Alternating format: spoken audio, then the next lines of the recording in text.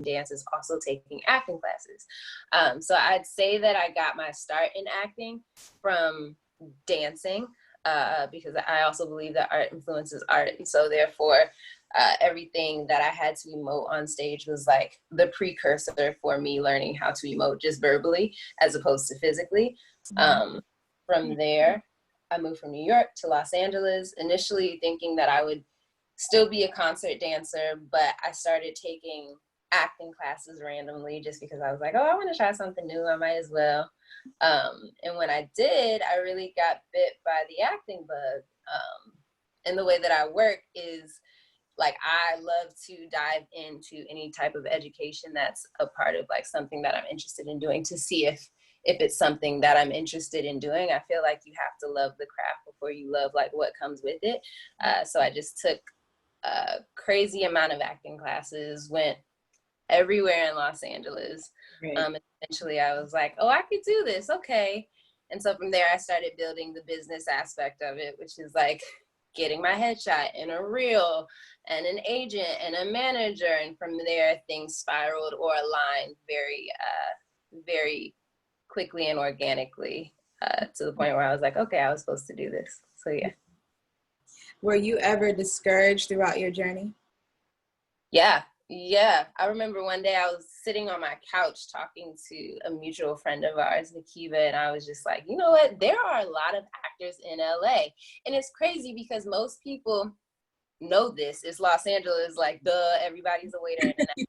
But I genuinely didn't even notice. Like, my head was down and just like focusing on what I wanted to do so much that I didn't acknowledge, I guess, that everybody was an actor out here until I got to that certain point. And at that point in life, I think my brother had passed away probably some months before. It was a huge financial hardship in me, with me like just trying to pay rent and live in Los Angeles because things are hella expensive. And I was just like, oof, what am I about to do? Because I'm not booking any jobs and something has to change. So I remember sitting with her and just being like, something's got to give. Either I got to book something or I don't know. So at that point, I gave myself, I think about 6 months and like threw my hands in the air and was like, all right, well, if in these 6 months I don't get like a series regular role or something, then, you know, I'm going to chuck it up to the game. Maybe I'll go back to school, get my master's, so I can be a little bit more stable. But I think the great thing about it was that I was able to release everything and just go for it without any not expectation, or stronghold on it, which allowed me to free flow into what I was supposed to be doing a lot easier. So yeah. So once you surrendered, it all came. Yeah. Why is that lesson so hard to learn? It's like you get it and then something happens and then it's like a back and forth. It is. We feel like we need to do everything, but that's not the case. Like, that's not how life works. I feel like it's a consistent sermon that like comes up in church when I need it to do. It's crazy because it'll just be like that sermon for that time. And I'm like, okay, I get it. And so it's a time where you just got to sit down and just do your work. Just keep your head down, do what you're supposed to be doing, and it'll all align the way it's supposed to be. Like, take your hands off the wheel and let God drive it for you. So that was definitely what happened. You're preaching to me. Okay. So do you think that your personal style is a representation of your journey throughout where you are now? Yeah, my personal style right now, I feel like I'm in a middle ground with my personal style. I think in college, I was very Afrocentric. I had like unk earrings and like really huge earrings that were like of Africa and like things of that nature. My clothes represented a lot of the diaspora, probably because I was studying it. I was so into it. And I think when I got out here, it became a lot more like commercial just because of what I was going for in the dance community. And right now I'm just kind of like comfortable because we in the house all the time, so I don't really care. But also getting older, I just turned 30. I'm like, okay, well, I want to be a mature type of fun, you know? It's finding it. Once I'm able to get out the house, I'll figure it out what it looks like again. So it does reflect my journey though. I love that yellow set. Which from one? the first premiere. Oh, yes. So cute. That was styled by Bree.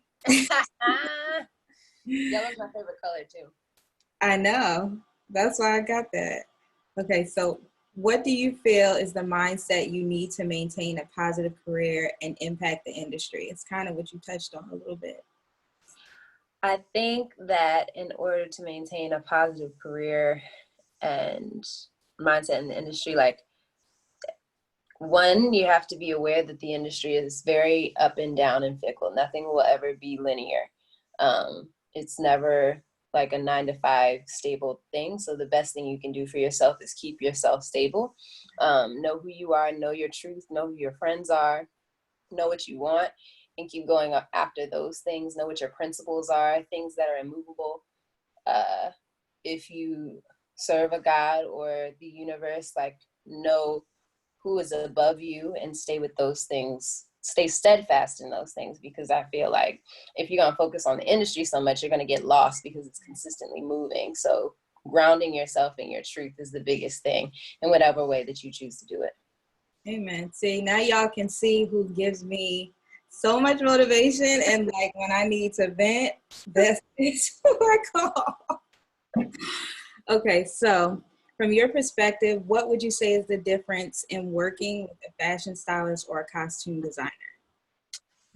I think a fashion stylist, well, two distinct differences. A fashion stylist is worried about what I want to wear, like Iantha's personal taste, and how we transcend that through fashion onto like a carpet or whatever the case may be. Whereas a costume designer is going to look for the character and how I feel like the character is represented. So for American Soul, Alita and Rita, who are our costume heads, our costume department heads, are often asking, like, how do you feel in it? Does this feel like Tessa? Is this how she would wear this? Is this the right length? Do you want us to hike it?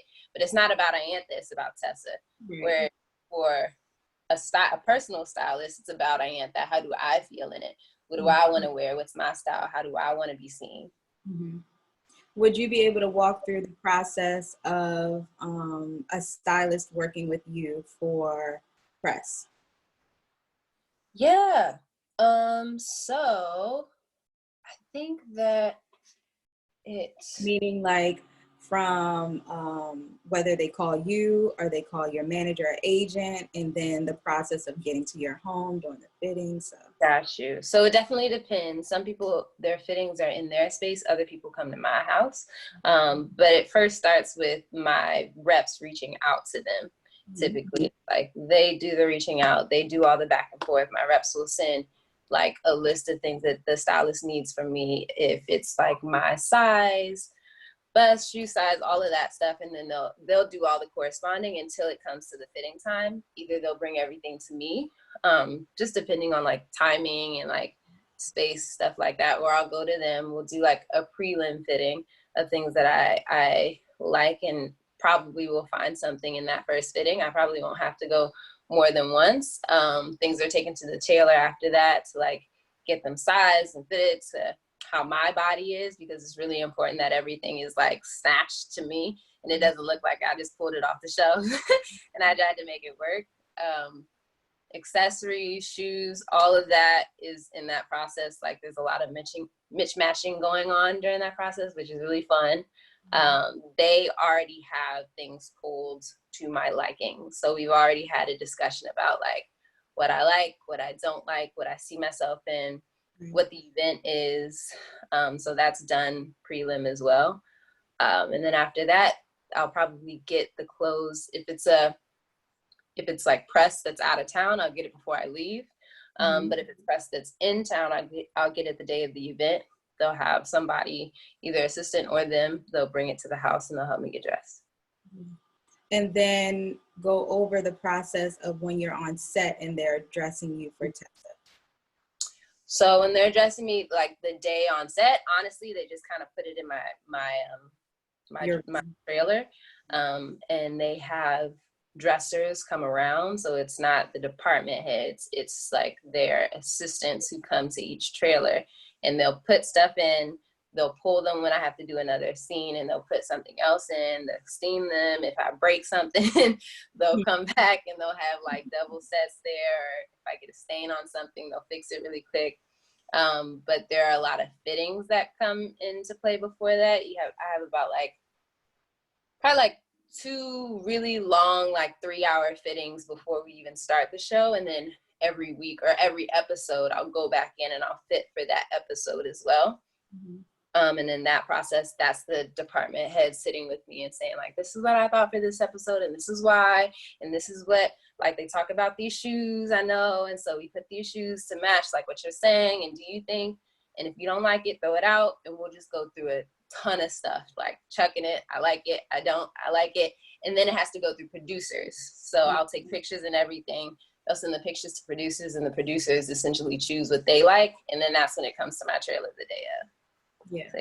So it's a whole process. And then also the difference with press styling or personal styling and styling for TV, film, or major networks is it is more stable as far as the time frame you'll be working, because it's, you know, a weekly time span rather than maybe once or twice every other week. Yeah. Yeah.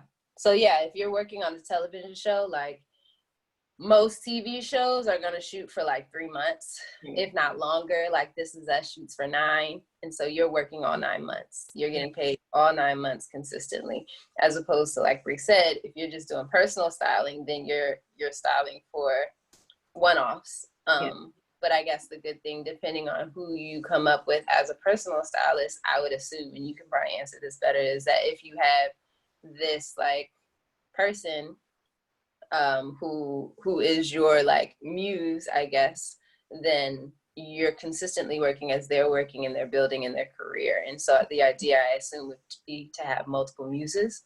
Yes. The career side, all I can think about is Serena,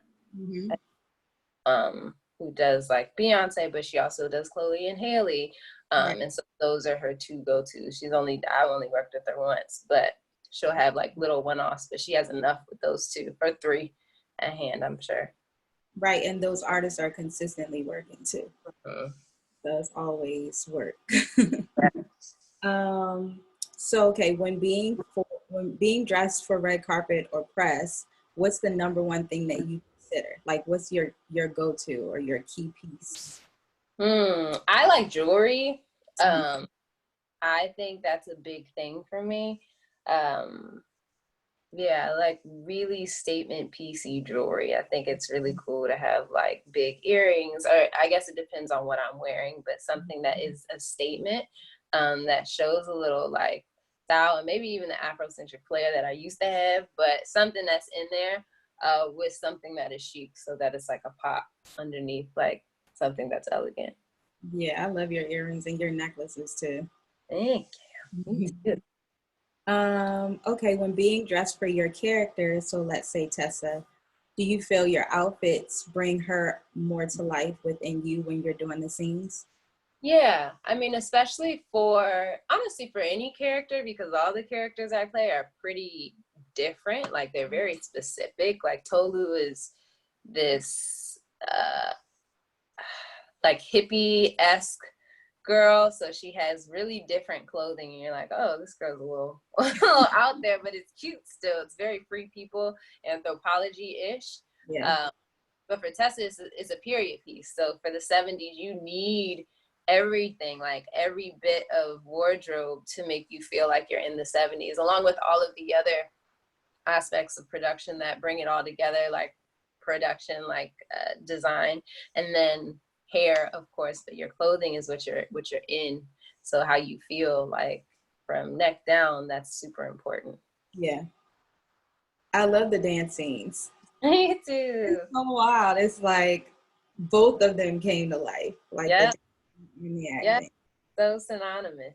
And then that was cool too, the episode with you and Akiva. I was so synonymous. That was really a crazy moment. Yeah, so that's one of our mutual friends, and they both are dancers from the same area and ended up getting a job on American Soul dancing and acting. And they both started out as dancers. So that was so dope to see. Crazy. Yeah, and then they were even practicing together. I remember y'all were practicing and everything. That was why. It was so, I love when stuff like that happens. Like they brought her up one day when I was on set, and I think I already knew she auditioned. I was just trying to figure out like if she got it or if she didn't, or if they liked her. Like, she's our first anyway. And I was like, good. That was wild. Okay, so what advice would you give someone who wants to style an actress? I would say be creative. Be creative. I think having your own voice is very important because that's what makes people gravitate towards you. For me, like my eye towards stylists is like, ooh, I like what their voice is. I think it would match with mine. I like that it's creative. I think that they can enhance what I already have going on. And then also to listen, being a really good listener and seeing the artist that is essentially your canvas, and what they like and what they don't like. Like, you can't come to them with stuff that are pet peeves or turn offs and expect them to actually be an easy client. It'd be easier if you just listen to them. So yeah. Amen. Okay. Have you had any situations where that did happen, where you felt like your message wasn't being heard? No, I think I've just been playing. I don't think I have anything solidified for like what I want to look like. I don't think I've had a solidified look that I'm like, I want to do this, because I've been so open to playing so far in my career. Probably maybe when I get like more up there, I'll be like, ooh, this is my lane. We got to stick to this lane because this is the brand that I'm selling at the moment. But for right now, I enjoy playing with people who I have as stylists. Yeah, that's good. All right, the last question is, what is your zen during quarantine? Working out has really been my zen during quarantine. It's really helped just because it keeps me accountable to myself. It's my form of self-care. And then I notice the difference in a day as to like my energy, my mood, how I feel. It's a way to give back to myself, to hold space for myself. Whereas it's really easy to let a day go by and you not do anything for yourself except sit on the couch. Like, especially when we were like quarantined, I found it really helpful to give back to me in the form of physical exercise, especially getting outside, because that was the only way that we could really like be outside and it be okay, to exercise in the park or whatever was open at the time. That was my zen, on top of meditating and journaling. But the working out, I think, really was super helpful, just to like catch the sun, get some endorphins and move my body. Do you have your morning routine? Yeah. Yes, I do. I mean, I try to. Right now I have this devotional by Iantha Sherii, who's Rihanna. Oh, yeah. I was gonna say, did you tell me that? You did tell me that. Yeah, I love her. Such a good 40 days and 40 nights into like personal development or something like that. But it's a really good devotional that I'm in right now. Right now she's talking about honoring yourself. Today's was freedom. Like, freedom doesn't have to do with money or status. It has to do with a mental shift. You have to have courage to be free, et cetera, et cetera. So it's really good devotional.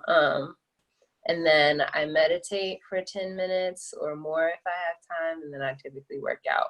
But I also have added in like an acting class. So depending on like how late I am, like only on Monday or Wednesday. So depending on how late I am, I may have to like switch the workout to after, but it's typically the devotional and then 10 minutes of meditation. I used to be a lot better with morning routines, but time flies by when you're in the house all day. I know, it's so crazy. It's like you had somewhere to go, you kind of like scheduling everything out, and now it's all right, I gotta Right. Yeah. Okay, guys, so if you have any questions for Iantha, please leave them in the Q&A or in the chat. And if you have any questions for me, you can ask too.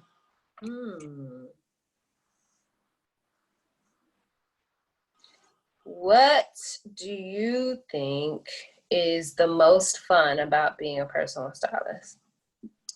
And then So, what's also the hardest thing? so the reason why I even started personal styling was because I felt like I wanted to be able to make people feel better from the inside out. And then also because I grew up with fashion, like my mom loves fashion, my dad loves fashion. So just being able to have something in your mind, bring it to life while also adding value to someone else's life, whether they be going through a hard time, whether they have a life transformation, just bringing positivity into someone else's life was more so why I even started styling. And then also the love of fashion. So being able to put the two things that I love the most together was the reason why I started. And the hard part was just not knowing where to start in the beginning, just trying to find resources, working with stylists that would like take advantage of you and have you running their errands, not pay, or not really give you the information that you're looking for so that you can do your own thing. So that was a part of the hard part of styling, which again is why I created my course, because I want to be able to have a platform where people can find that information and then not just be like, where do I look, where do I go? It's all in one place. Yeah. So yes, that's why I started styling. I love fashion. I love being able to go to showrooms and pull stuff. Literally just having something in your head and bringing it to life is a big thing. Mm-hmm. Yay. Yes. So we do have a question. This is from Tasha. She said, what is a pet peeve about styling and your favorite thing about having a stylist? Okay, this is for you. What is your pet peeve about a stylist and your favorite thing about having a stylist? My pet peeve about a stylist would probably be like either not listening or probably not listening. And I don't think I've had like any of that fully. I'm trying to think, even if I'm set. There's been some times on set where I don't have a choice, but that's just because of the role that I was playing. I'm not like a lead character, so you don't always get a choice. That's not a pet peeve. But Yeah. it's more so like probably it would be someone not listening to like what I like. And so me having to articulate myself over and over again, because that's just a natural pet peeve. But then thing that I really like about a stylist, on top of like the ability to like already do what they do well, I think being friendly and being able to communicate with them is a great thing. Like having some type of free flow of communication and feeling comfortable in the space is something that's always an additional great thing. Yeah. Any more questions, guys? You have any more questions, Ira? I don't. I think there was one in the app. Yeah. I mean, in the app. How do you develop your network? And I'll look up. Oh, there's two. Okay, so this one we'll do Ezra and then we'll do Ivana.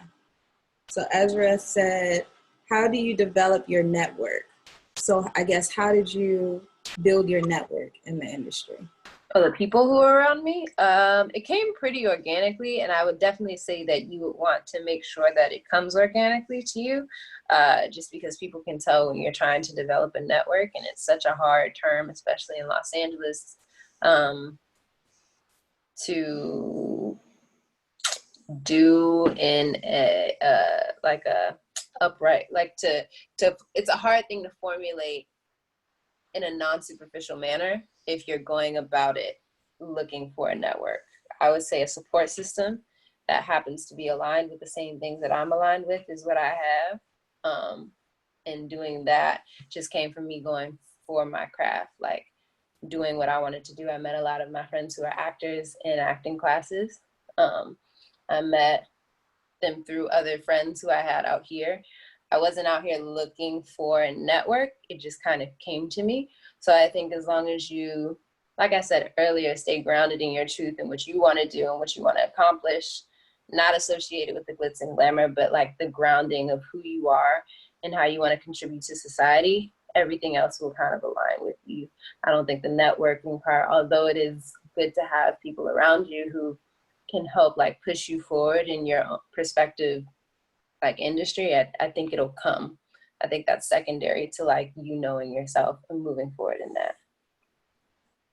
I think with the both of us too, when it comes to being organic, it has to do with how much you can add value to someone else too, and not just looking for someone to just help you automatically. It's like, yeah, it has to be both ways, and that's a part of it being genuine and organic.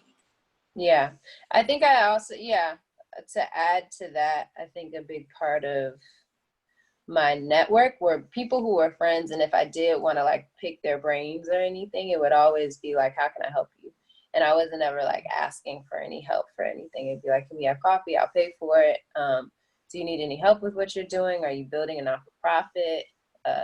Doing things that are aligned with the things that I want to do eventually. But we all always had like an undertone of realness in friendship that was already established. So it wasn't anyone random, because sometimes when it comes to like random people, it often breaks. I've noticed those like ties to people who I'm just friends with because you're in the industry never last for too long. So that's why I'm like, it always has to be a stable grounding of human to human, and with what you see that's aligned in them, that's aligned in you. Yeah. Here's another one from Ivana. How was the move to LA? I'm looking to move in the next year. Oh, you know what? For me, it wasn't that bad because I lived in New York for 6 years. So I planned accordingly. I saved for about 6 months, and I had a good amount to like ship all my stuff here. I shipped my car here. I already had an apartment once I got here. I had 2 jobs once I got here. Like everything was pretty set in stone before I got here. So I wasn't like struggling as I got here. A lot of people do just like make that move, jump into the pond and see what's going to happen. And if that's you and you're comfortable with that, you can totally do it. I have friends who've done it and they are absolutely fine right now. But for me, I just wanted to make sure that I had a little bit more stability, and it's not too crazy to find a job before you get out here. So I would definitely suggest like going online, finding something that's in your field, or something that you know you'll like, or that would add to your everyday life, whether that's working at a fitness studio. I know things are opening back up slowly but surely. So maybe people are hiring, or if you teach, then finding little schools that you can teach at. You can probably do Zoom interviews before things open back up. That would be very helpful. And then just stack your money so that you have an adequate amount, so that you're not like scrambling once you actually get here, but you can actually focus on what you need to focus on. Yeah, I did the exact same thing. I saved up before I came out here at least 5 months worth, and that was a plan, because I moved out here before and didn't do that, and had to move back home for 5 years and then move back here. So it's definitely important to have something to fall on, or even if it's a recruiter or somebody that can place you somewhere, so that you know you'll have some stream of income and you can actually sit and focus on what you really want to do. Yeah, because you also don't have to stay at the job. That's another thing. The jobs that I came with, I literally found another job within like 3 months and quit both of them. But they helped so that I wasn't like, ooh, how am I going to make money for these 3 months, you know? Yeah. And your jobs were good too. Mm-hmm. They were cool. They were cool. Good ones. All right, guys, do you have any more questions? If not, I think we're going to wrap this up. This will be live, or this will be inside the course, and then there'll also be a clip on the IGTV. And I'll also share with Iantha if you have any questions for her. Okay. But wait, can you tell us anything? Can you tell us any... Can you tell us anything about Tess' storyline coming up? Look, I have tried every season to figure out what's going to happen on This Is Us. She's not telling, guys. I don't got it. Sorry, y'all. Not allowed. There are NDAs involved. It's so hard to get it out. I'm like, what is happening next? I need to, okay, yeah, that's what I need to do. Catch up on that so I can try to I usually try to figure it out and then I'll ask her and then tell her, like, is this what happens next? And she'd be like, I can't say. Whatever happens, just know it's going to be great. And already finished filming. We've finished, or at least we've had like the majority of the last scene of the last episode of the series. So you guys are getting like slow snippets towards the end. Crazy. I'm excited. I'm excited too. All right, guys. Thank you so much for tuning in. Wait, she says the ending soon? Not this season, but they've already started shooting. Like, you've seen it already. Oh, okay. Mm-hmm. All right, guys. Thank you so much for tuning in. Again, this will be inside the course, and then it'll also be a snip on my IGTV, which I'll also share with Iantha. If you want to follow her, her Instagram is, let them know your Instagram, Iantha Sherii at IANTHA SHERII. I had to think about that, but yeah. And my Instagram handle is wardrobestyle. I think, oh, hey, Ma. My mom's in here. Hey, Ma. All right, guys. We'll see you later. See you guys. I'll FaceTime you, Okay, bye.